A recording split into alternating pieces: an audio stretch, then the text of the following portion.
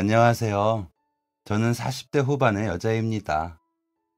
저는 요즘 사람이 잘 산다는 게 무언지 생각할 때가 많습니다.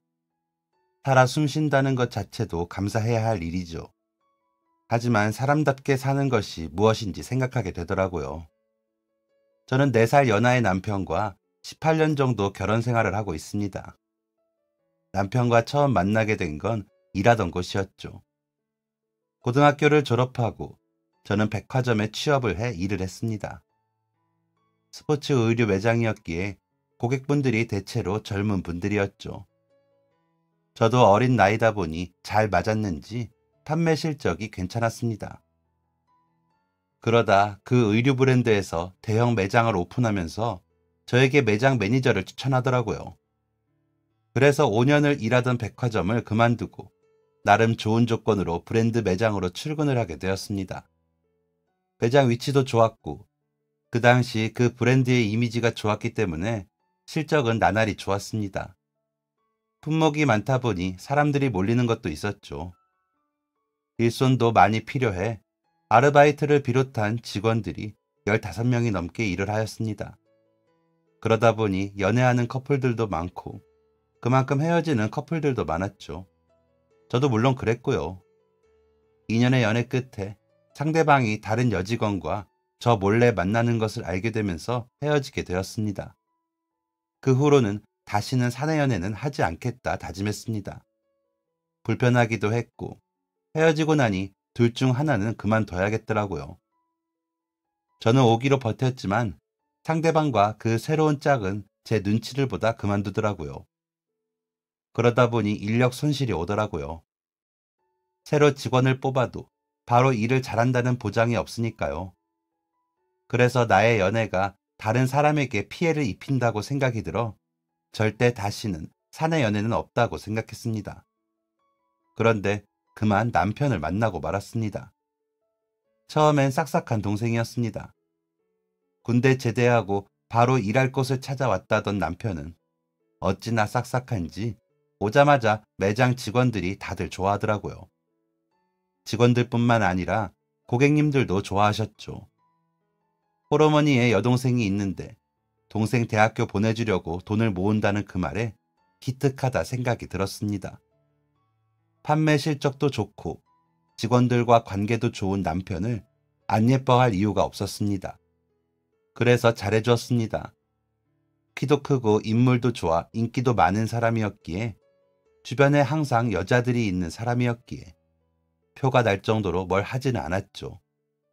그저 웃으며 친절히 인사하고 간단한 날씨 인사 정도 하는 사이였죠. 저는 그때 방통대에서 공부까지 하는 바람에 정신이 없이 바빠 남편에게 크게 관심을 줄 여유도 없었습니다. 그저 일 잘하는 직원이라고만 생각을 했습니다. 사실 저는 아버지 사업이 어려워지며 집안 형편 때문에 꿈을 접고 일을 시작했던 거였거든요. 뒤늦게라도 그 꿈에 도전해보고 싶어 방통대를 다니기 시작했습니다. 그랬기에 저는 정말 잘해내고 싶었습니다. 자존심 문제도 있었죠. 전에 사귀던 남자친구가 바람이 난 여직원이 대학생이었거든요.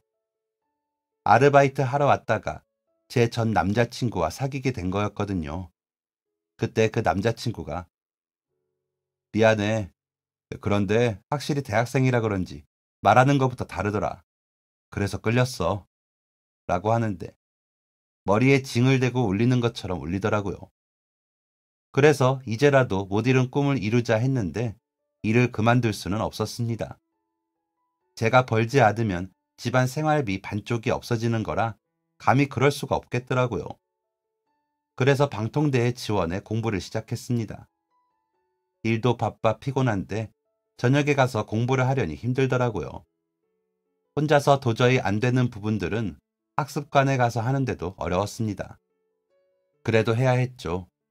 적어도 40살 전에만 이르면 남은 제 인생의 날들은 제가 바라던 대로 살 수 있다는 생각으로 열심히 했습니다. 그러다 보니 제법 성적도 나쁘지 않게 나오더군요. 보람이 있었습니다. 그렇게 제 나이가 29살이 되었습니다. 주변에서 다른 친구들은 서른 되기 전에 결혼한다며 소개팅이나 선을 본다며 성하더라고요.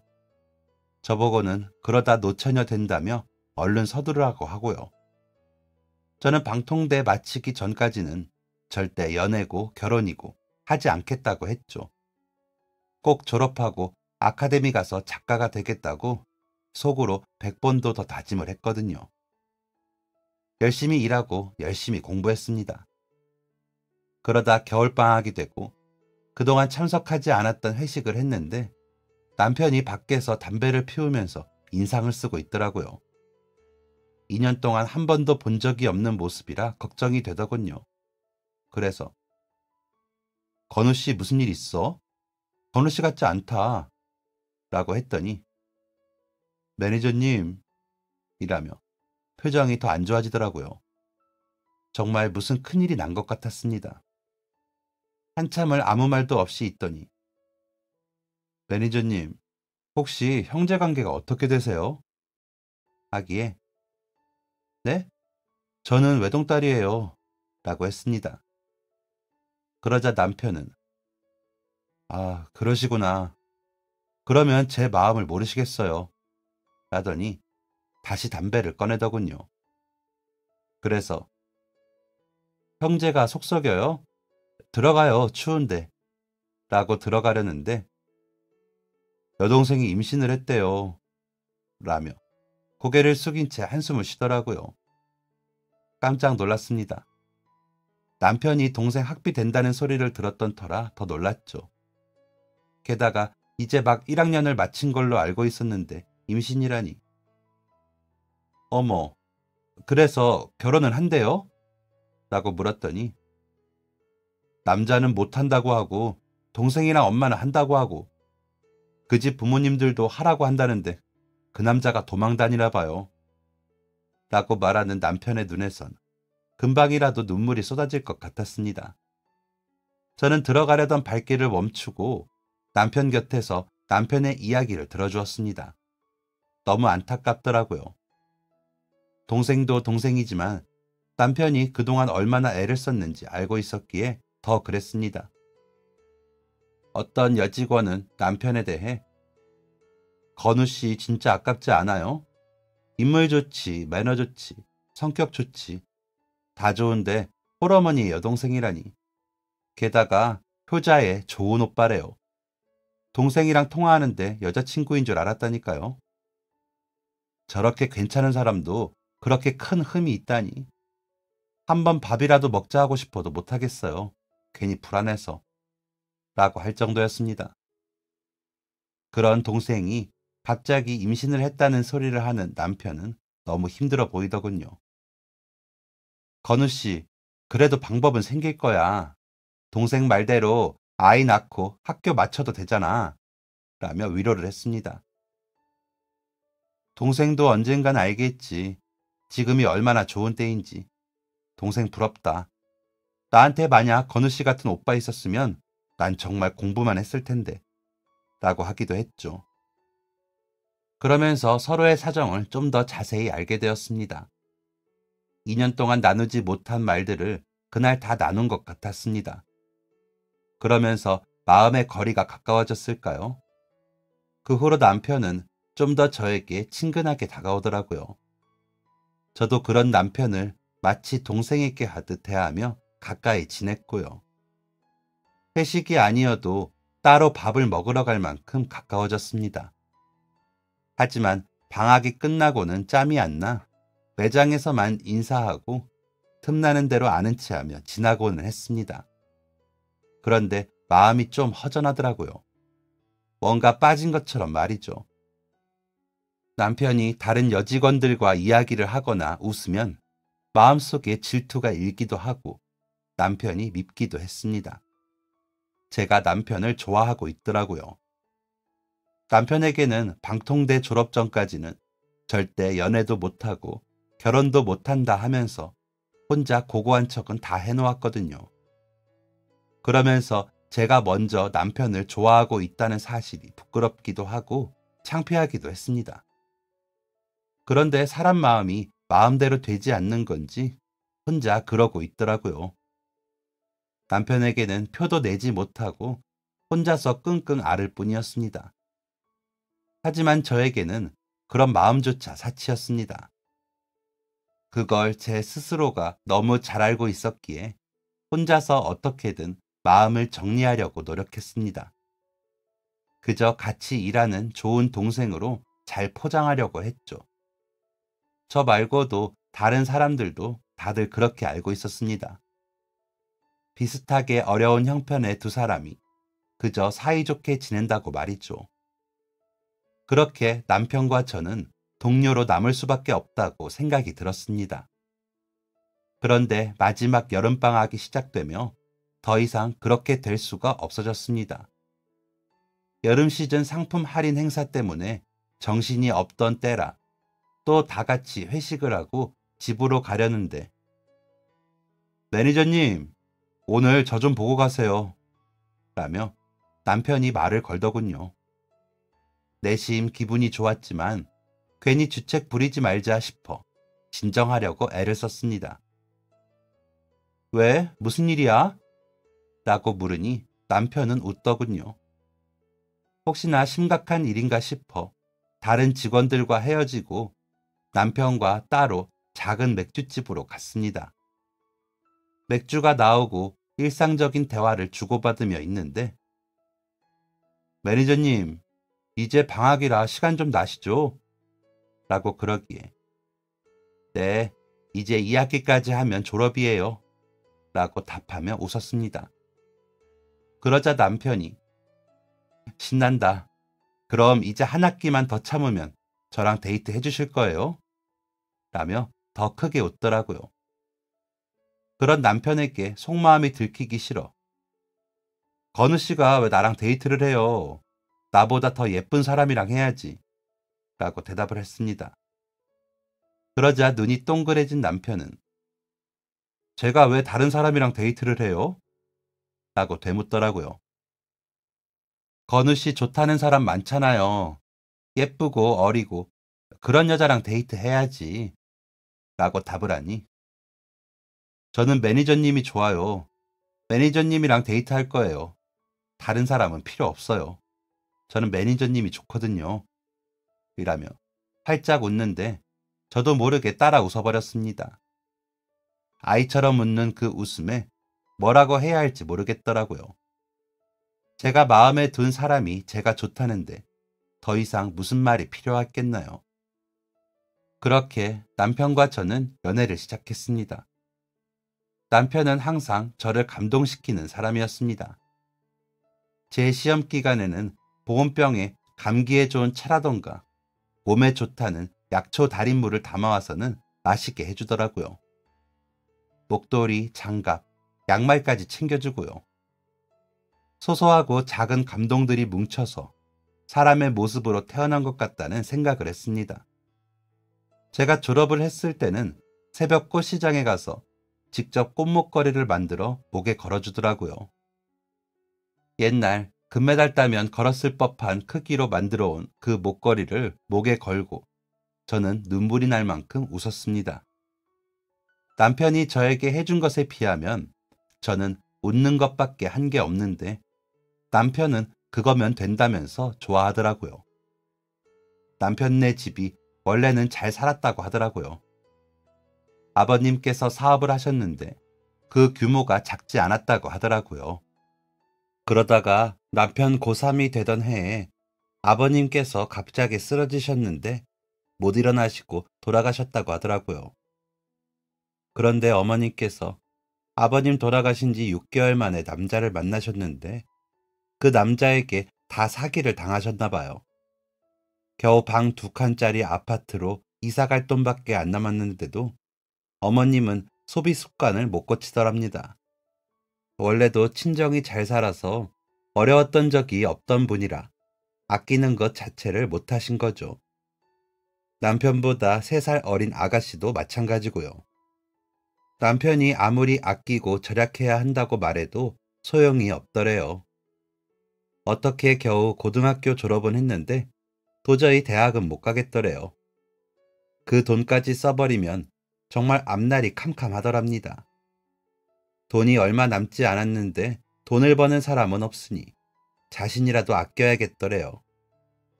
주변 친구들은 집이 망했으니 불쌍하다는 식으로 굴고 어린 마음에 자존심이 상해서 그냥 군대에 가버렸다고 하더라고요. 남편이 없으면 그래도 어머니와 여동생이 정신 차리겠지 싶은 마음도 있었나 봐요.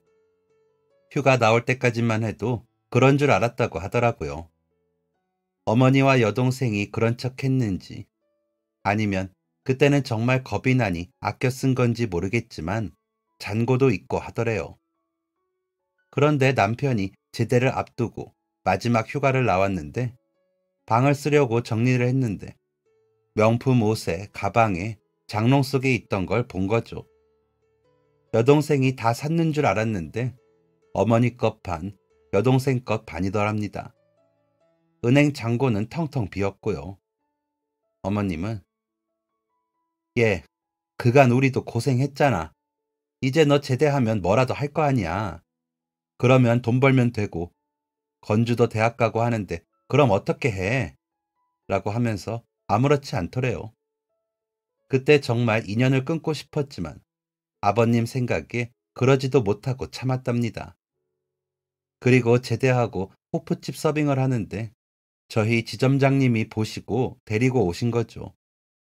인물이 좋으니 매장에 도움이 되겠다 싶어서요. 그렇게 일을 시작했는데 밖에서는 웃었지만 집에서는 매일이 지옥이었답니다. 대학에 간 여동생은 매일 용돈 부족하다고 징징거리고 어머님은 생활비 부족하다고 징징거리고요. 금토일에는 밤마다 대리기사도 하면서 돈을 더 벌었지만 어머니와 여동생은 만족할 줄 모르더래요. 그러다 사고가 터진 거죠. 여동생이 임신을 했다며 울고불고 하더랍니다.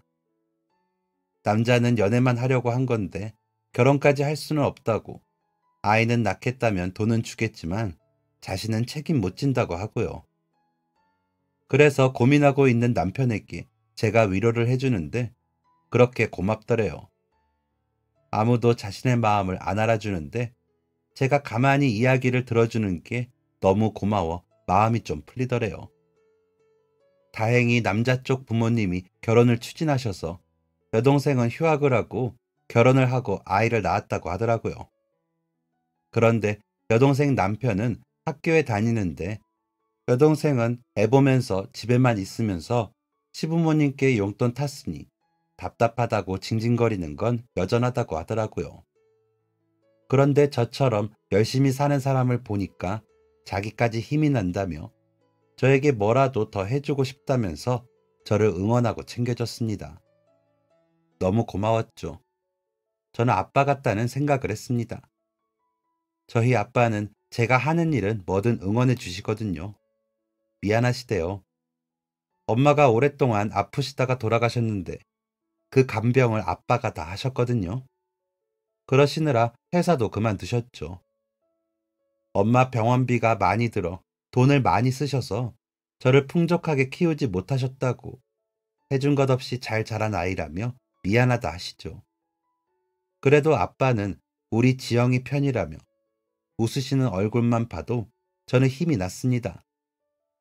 아빠도 노력하고 계시는 걸 알았기에 저도 대학 포기하고 취업에 나선 것이었고요.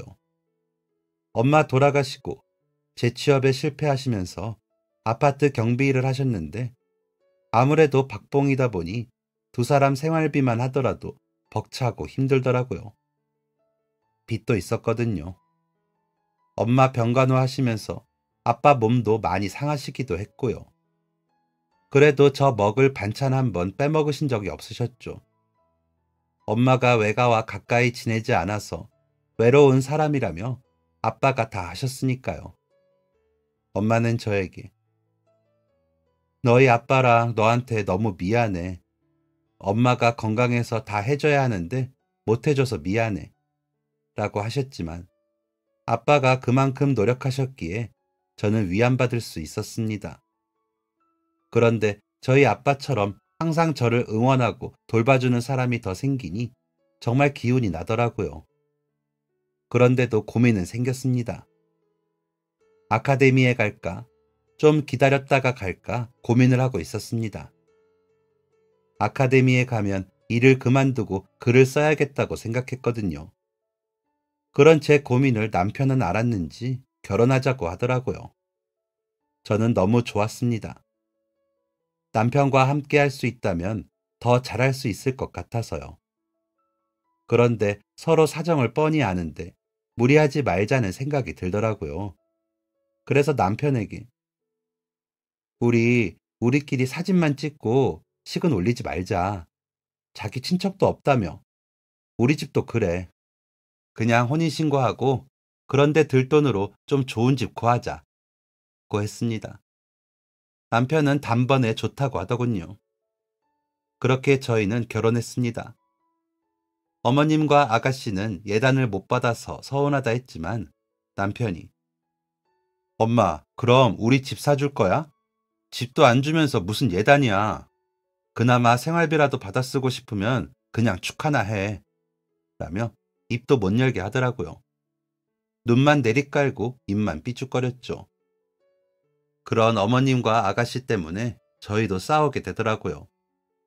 아무래도 아빠와 너무 비교가 되니까요.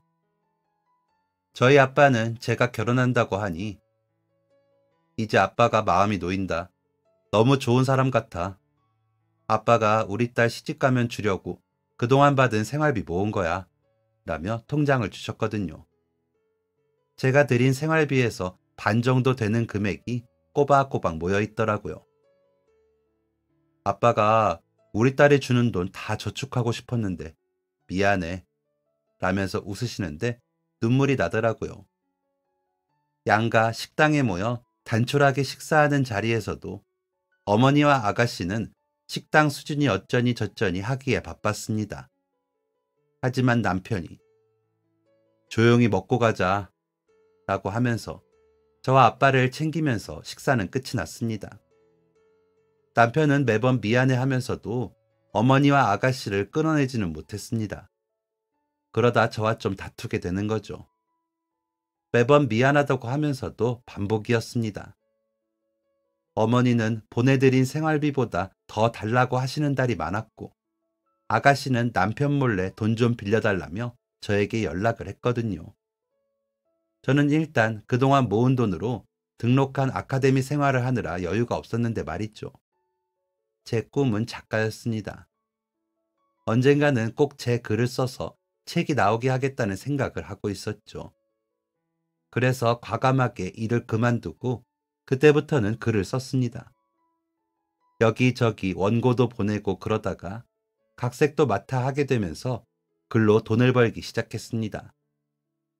처음 원고료를 받아 제일 먼저 한 일은 남편에게 입금하기였습니다. 제가 돈을 못 버는 동안 남편은 낮에는 택배, 밤에는 대리기사를 하며 돈을 벌어 제 뒷바라지를 했거든요. 그때 200만 원인가 받았는데 하나도 남기지 않고 다 보냈습니다. 남편은 전화로 울면서 마누라 고마워. 와, 나 부자네. 라며 좋아했습니다. 저는 그 목소리 하나로 좋았죠. 오늘은 대리운전 하지 말고 들어와. 내가 맛있는 거 해놓을게. 라고 끊고는 저도 울었습니다. 너무 고맙고 미안해서요. 아빠에게는 다음날 작은 선물을 사서 갔습니다. 출퇴근할 때 쓰시라고 백화점에서 장갑을 사서 갔는데 생각해보니 아빠가 처음으로 끼시는 브랜드 장갑이더라고요. 저도 그 정도 브랜드에서 뭘 사본 기억은 없지만 아빠 것도 사본 게 처음이라는 생각이 너무 죄송하더라고요. 딸이 백화점에서 일하고 브랜드 매장에서 일하는데 번번이 할인 품목만 사갔지. 그런 고급 브랜드에서 뭘 산 게 처음이라는 게 좀 창피하기도 하고요. 염치도 그렇게 돈이 좀 생기니 생기더라고요. 부끄러운 일이죠. 그 후로는 돈이 생기면 남편에게 보내고 아빠께 선물을 했습니다. 어머니와 아가씨는 남편이 알아서 하니 하지 않았습니다. 그런데 어느 날 아가씨가 전화를 했더라고요. 언니, 일하느라 힘드니까 내가 반찬 좀 가져다 줄까요? 라고 하기에 웬일인가 싶어 그러라고 했습니다. 그런데 누가 봐도 먹다 남은 듯한 반찬들을 다른 그릇에 옮겨 담지도 않고 가져왔더라고요. 그러더니 앞으로 내가 이렇게 반찬 챙겨줄게요. 언니 글 쓰느라 바쁘다면서요. 그래도 집에서 하는 일이니 메인 요리는 해먹을 수 있죠. 근데 나도 그냥 해줄 수는 없고 라기에 반찬값 달라고 하는 거예요? 라고 물었죠. 그러자 당황하는 기색도 없더니 그렇죠. 오는 게 있으면 가는 게 있어야죠. 라고 하더라고요. 기가 막히고 화도 났지만 참으며 오는 만큼 주면 될까요? 이 정도는 반찬 가게에서도 돈 안 받고 주겠어요, 아가씨. 라고 하자. 아니, 내가 여기 오는 차비도 생각해야죠. 이거 우리 어머님이 해주시는 거라 식재료도 다 고급이에요. 라는 겁니다. 그러니까 아가씨 시댁에서 받은 반찬을 저에게 팔겠다는 거네요. 안 사요. 그러니까 가지고 오지 말아요. 어차피 먹지도 못하겠구만 뭐하러 힘들게 챙겨와요? 아, 아니다. 10,000원 드릴 테니 받으려면 받으시고 안 받으려면 다시 가져가세요. 그랬더니 언니 돈 번다면서요. 이렇게 쪼잔해서 무슨 글을 쓰고 작가가 되겠어요? 마음 좀 넓게 써요. 하더니 돈을 챙겨가더라고요. 그러더니 남편이 전화를 해서 건주 다녀갔다며? 반찬 챙겨줬는데도 언니가 안 반기더라며 서운해하더라. 라고 하기에 자기야 와서 봐. 반찬을 어떻게 가져왔는지. 라고 하고는 전화를 끊었습니다. 남편은 퇴근해서 보고는 한숨을 쉬더니 미안해 라고만 하고요. 저는 그런 남편을 보며 또 부글부글 속이 끓어 인상이 안 좋죠. 그래도 처음처럼 그 마음을 밖으로 내뱉으며 싸우기는 싫어 인상만 썼습니다. 그러면 남편과는 안 싸우니까요. 지금 생각해보면 저는 그때 굉장히 예민했던 것 같습니다. 왜냐하면 너무 잘난 사람이 많더라고요.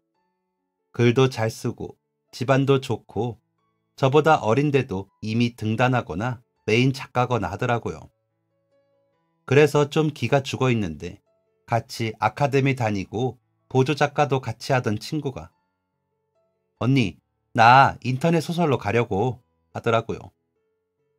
인터넷? 이라고 하니 구독자들 많으면 돈이 좀 된대. 대중문학 범위도 점점 넓어지잖아. 욕하는 사람들도 있지만 당장 내가 살고 봐야겠다 싶어서. 이번에 영화된 것도 인터넷 소설이 원작이라잖아. 일단 가서 해보려고.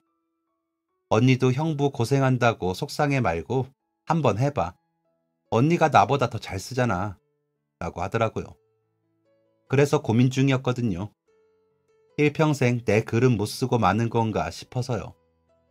그러다 너무 피곤해하는 남편을 보며 저는 일단 원고를 올리기 시작했습니다. 생각보다 평가가 괜찮았습니다. 기분 좋더라고요. 사람들이 좋아해 주니까요. 물론 제가 좋아하는 장르는 아니었지만 그건 자리 잡고 해보면 될 일이었습니다. 점점 수입도 더 생기고 기존의 일들을 줄이고 제 작품에 몰두하기 시작했습니다. 필명이기는 해도 제 이름으로 작품이 생기는 거죠. 연재도 일주일에 1회 하던 것을 2회씩 하게 되었죠. 어느 정도 안정적인 수입이 생기면서 남편에게 대리라도 그만둬 라고 했습니다. 남편에게는 점점 더 많이 생활비를 보냈거든요. 그리고 기다리던 아이도 갖자고 이야기했습니다. 형편이 좀 나아지면 아이를 갖자 했었는데 더 늦으면 제가 나이가 많아져서 더 힘들어질 것 같더라고요. 남편은 내가 다 해주고 싶었는데 미안해 라며 울먹거리더라고요. 당신 아니면 내가 이 일을 어떻게 해. 당신이 다 해준 거야. 그러니까 당신도 이제 좀 편해지자. 예쁜 아이 만나려면 몸 먼저 만들어야 해. 라고 하면서 대리운전을 그만두게 했습니다. 남편은 저녁에 집에 들어와 밥을 먹으면서 와, 퇴근하고 또 출근 안 하니까 너무 좋다. 진짜 나 이래도 돼? 라고 하기에 그래도 돼. 나도 당신이랑 있으니까 좋다. 글도 더 잘 써질 것 같아. 라며 웃었습니다. 저희 아버지는 용돈 보내드리고 어머니께는 생활비 보내드리고 저희 생활비하고도 저축을 할 수 있다는 게 너무 감사했습니다. 그런데 제게 그런 행복은 그리 오래가지 않더라고요. 남편이 아침에 일어나 출근 준비를 하기에 식사 준비를 하며 나가는데 오늘따라 몸이 무겁다. 왜 이러지? 하더라고요. 그래서 다음 휴일에 병원 좀 가자.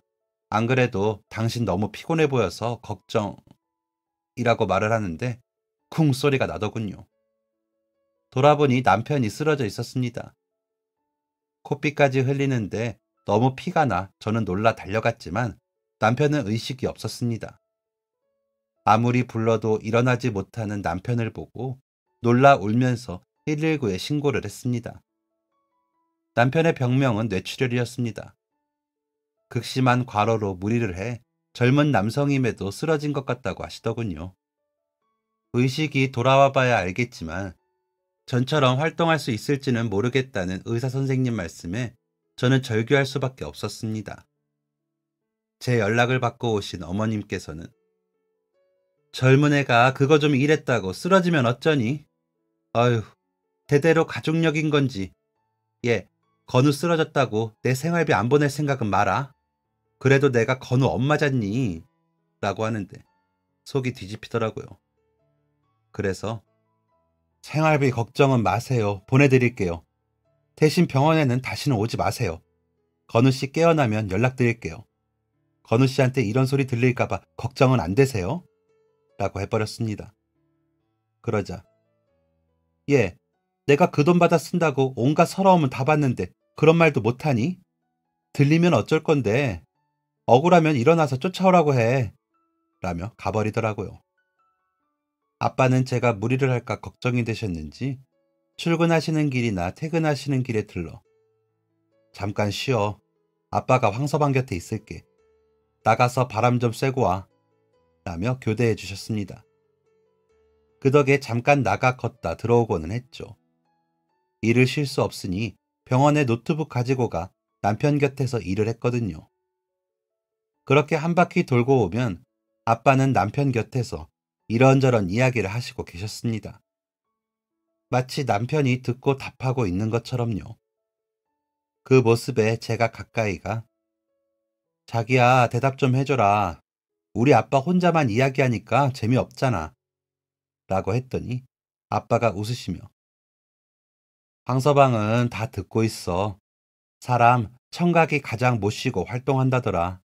대답은 못해도 다 듣고 있지. 내 얘기가 재미가 없어도 도망도 못 가고 듣느라 힘들게 다. 그래도 자꾸 이야기하면 뇌 활동이 좋아져서 대답하며 일어날 거야. 라고 하시더라고요. 그래서 저도 일하며 남편 몸을 닦으며 이야기를 했습니다.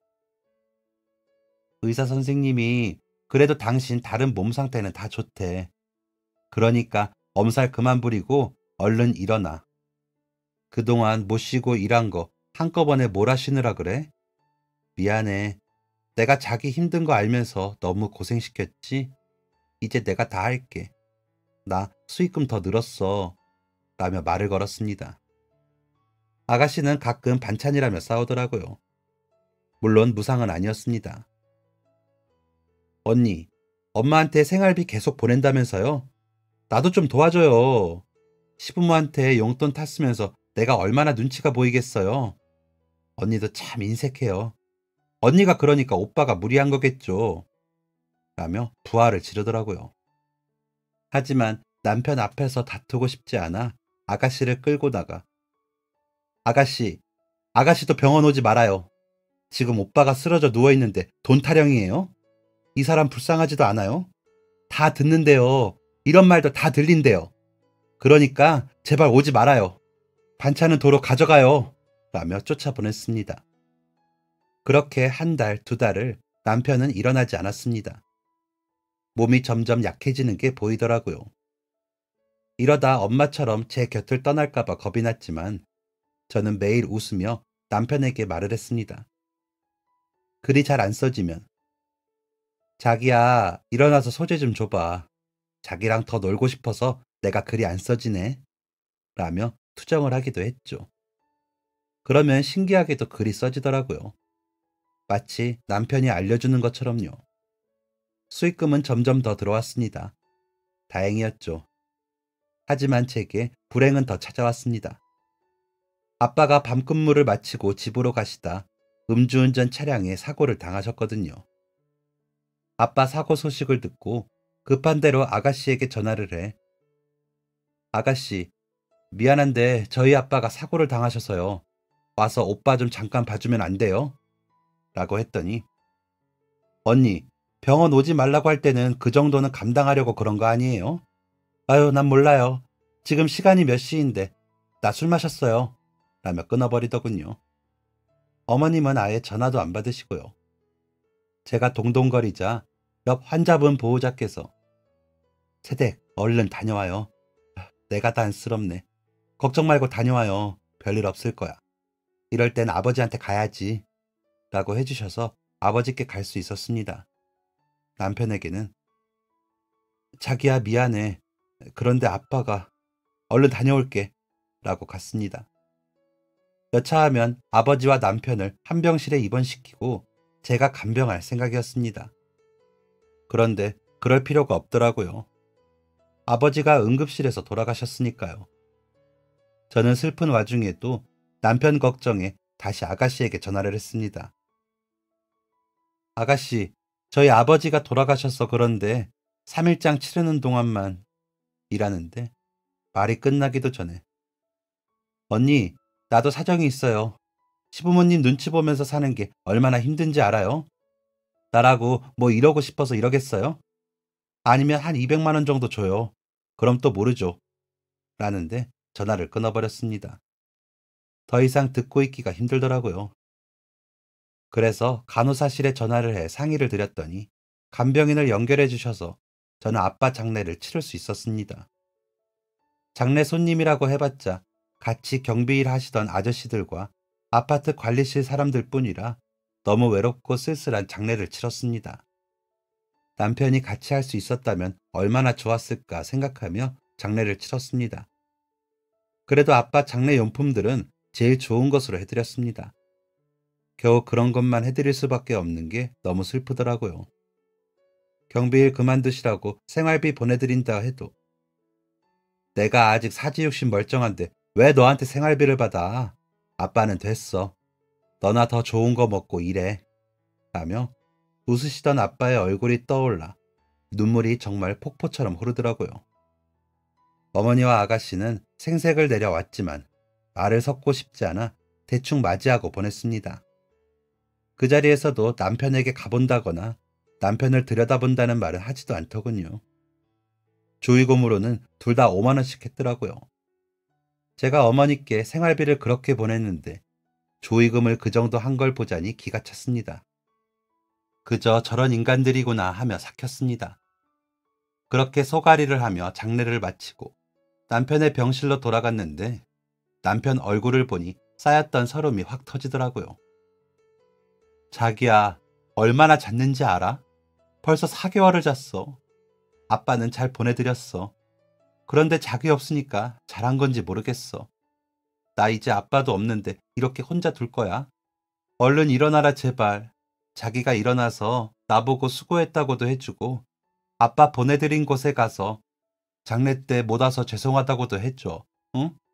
얼른 일어나, 이 잠꾸러기야. 일어나면 이제 내가 자기 몸에 좋은 거 다 챙기고 먹여 살릴게. 나 진짜 이제 그럴 능력 돼. 그러니까 얼른 일어나. 라며 속삭이면서 몇 번을 목이 메어 못 참고 울어버렸습니다. 그런 저에게 옆 환자 보호자분이, 그 집 시어머니랑 시누이는 정말 와보지도 않더라. 나는 혹시나 와서 들여다볼까 했지. 어쩜 섹시한테만 맡겨놓고 그래? 게다가 상당한 사람한테. 남편은 어떤 사람인지 모르겠는데 시집 식구들이 영 못됐어. 라고 하시더라고요. 그런 보호자님께 그저 웃어 보이고는 남편에게, 진짜 아가씨랑 어머니는 돈밖에 모르나 봐. 어쩌면 사람들이 그럴까? 자기 얼른 일어나서 혼내줘. 라며 이르는 척도 했습니다. 그러면서 제 간절한 마음을 실어 남편에게 이야기를 더 많이 했습니다. 그런데 드디어 그 마음이 남편에게 닿았나 봅니다. 쓰러진 지 5개월 만에 남편에게서 반응이 나타났습니다. 그러더니 눈을 뜨고 저를 알아보더라고요. 그러더니 손짓을 하고 딛고 앉을 수 있게 되더니 걷고 밥을 먹었습니다. 한 번에 이루어지진 않았죠. 깨어나고도 3개월이 걸려서야 목발을 짚고 병원 복도를 오고 갈 수 있게 되었으니까요. 그래도 좋았습니다. 저와 눈을 맞추고 이야기를 나눌 수 있으니까요. 다른 건 다 필요 없었죠. 시댁에는 일부러 연락하지 않았습니다. 웬일인지 남편도 원하지 않더군요. 의사 선생님께서는 기적이라고 하셨습니다. 뇌 기능에 문제없이 이렇게 일어난 자체가 기적 자체라고요. 보호자 아주머님께서는 친정아버지가 보내주셨나 보다. 돌아가서 딸 호강시켜주라고. 새댁이 혼자 고생 많이 했어. 알지? 라고 해주시더라고요. 남편은 아빠 이야기에 말없이 눈물만 흘리더니 퇴원 후 가장 먼저 아빠 납골당에 갔습니다. 가서는 말도 못하고 울면서 죄송합니다. 죄송합니다 장인어른 만 하고요. 그리고도 남은 재활을 근 1년 동안 열심히 받았습니다. 그제야 남편은 전처럼, 아니 전보다 더 건강해졌습니다. 재활하는 동안에도 남편은 전보다 더 저를 챙겼습니다. 제가 고생한 만큼 보답을 하고 싶다고요. 우리 능력 있고 착한 색시 덕에 내가 살았는데 잘해야지. 나 같은 게 이런 훌륭한 색시 만난 건 진짜 행운이야. 라고 하더라고요. 덕분에 저는 글도 더 잘 되고 제 작품이 웹드라마로 제작이 되었습니다. 그러면서 제 다른 작품들도 인기가 많아져 광고도 들어와 수익은 전에 비해 상상도 할 수 없을 만큼 커졌습니다. 저희 시댁에는 생활비 계속 보내주냐고요? 아니요. 아버지 돌아가시고는 전화번호 차단하고 연락 딱 끊었죠. 그랬더니 병원으로 찾아온 시어머니는 저와 옆 보호자님이 인간도 아니라고 어딜 찾아오냐고 하자 다시는 오지 않았고요. 그리고 남편이 몸이 정상으로 돌아와 재활을 더 안 해도 된다는 말을 듣자마자 찾아간 곳이 어머님과 아가씨 집이었습니다. 아빠 돌아가시고 집도 이사를 하느라 찾아오지도 못했고 전화도 차단을 해놨으니 통화도 못했겠죠. 아빠 장례 때 했던 걸 생각하면 더한 것도 하고 싶은데 남편을 봐서 참았습니다. 남편은 제 소중한 사람이니까요. 그런데 남편이 벼르고 있었는지 어머니 집에 도착하자마자 당신이 그러고도 내 엄마고 사람이야? 내가 그러고 있으면 안타까운 척이라도 해야 할 것 아니야. 내가 몰랐을 것 같아? 꿈꾸듯이 다 들리더라. 이 사람 없을 때 뭐라고? 차라리 죽지 그랬냐고? 그러면 보험금이라도 나온다고? 이제 당신은 내 엄마 아니야. 그동안 그만큼 보내준 생활비면 당신이 나 낳아준 값 다 치렀어. 다시는 우리 찾지 말고 돈 달라고 하지 마. 지금처럼 연락 없이 살아. 라며 다 뒤집어 엎어버리더라고요. 그러고 나서 아가씨네 가서는 다짜고짜 아가씨 뺨을 때리더니 인간 같지도 않은 게 사람처럼 사는 척 하느라 애쓰지 마라. 라며 노려보더라고요. 아가씨는 놀라서 뺨을 부여잡고 오빠! 라며 소리치더니 미쳤어? 언니가 뭐라고 했기에 오빠가 이래요? 라며 제게 소리를 치더라고요. 그러자 남편은 내가 들었어. 진짜 귀는 들리더라. 엄마랑 너랑 죽을 거면 빨리 죽으라고. 이 사람한테 보험금 뜯어내자고 하는 거 다 들었어. 다시는 나한테 오빠라고 하지 마. 그동안 뜯긴 돈은 지금 이 따귀 값인 줄 알아라. 라며 따귀를 한 대 더 올려붙이더라고요. 정말 놀라운 건 어머니와 아가씨의 반응이 똑같더라고요. 왜 정신 차리고 연락을 안 했어? 알았으면 내가 라면서요. 모전여전이라는 말을 그럴 때 쓰는구나 싶었습니다. 그렇게 저희는 시댁과 아예 연을 끊고 남편과 아들 하나, 강아지 셋을 데리고 지방 소도시에 집을 짓고 살고 있습니다. 펜션을 같이 하는데 저는 글 쓰고 육아하고 남편은 강아지 키우고 일을 하죠. 도시 생활처럼 바쁘진 않지만 너무 심심하지도 않게 잘 지내고 있답니다. 그리고 제 소설을 책으로 만들기로 얼마 전에 계약을 했습니다. 책이 좀 잘 팔렸으면 좋겠는데 모르겠습니다. 얼마 전에는 아가씨 남편이 사업자금 좀 빌려달라고 전화를 하면서 시부모도 내팽개치고 사는 작가 부부라고 글 올린다며 협박을 하더랍니다. 그래서 남편이 제발 그래라. 그래야 나도 너희들이 어떻게 우리 벗겨먹었는지 알릴 것 아니야. 라고 했다고 하더라고요. 그랬더니 전화를 끊고는 연락이 없네요. 지금까지 남편의 가족 때문에 힘들었지만 또 남편이 아니었으면 제가 지금 여기까지 올 수 없었을 겁니다. 그래서 저는 지금 아무렴 다 좋습니다. 아이 잘 크고 남편 건강하니 행복합니다. 일도 잘 풀리고 매일 예쁜 풍경 보며 눈을 뜨는 생활이 정말 좋거든요. 이렇게 나이 들어 호호 할머니가 되어도 좋을 것 같다는 생각을 합니다. 남편은 저보고 자기가 하루만 더 살겠다고 하더라고요. 그러니 걱정 말고 늙으라고요. 항상 너무 고마운 사람입니다. 그래서 정말 걱정 않고 나이 들어 보려고요. 나중에 엄마 아빠 만나면 덕분에 잘 살다 왔다고 할 수 있게 진짜 행복하게 살다가 가렵니다. 여러분들도 매일 행복하시길 바라고요. 정신없이 제 이야기를 했는데 속이 좀 후련하네요. 감사합니다. 행복하세요. 지금까지 사연 들어주셔서 감사합니다. 사연이 재밌으셨다면 구독과 좋아요를 눌러주세요. 감사합니다. 안녕히 계세요.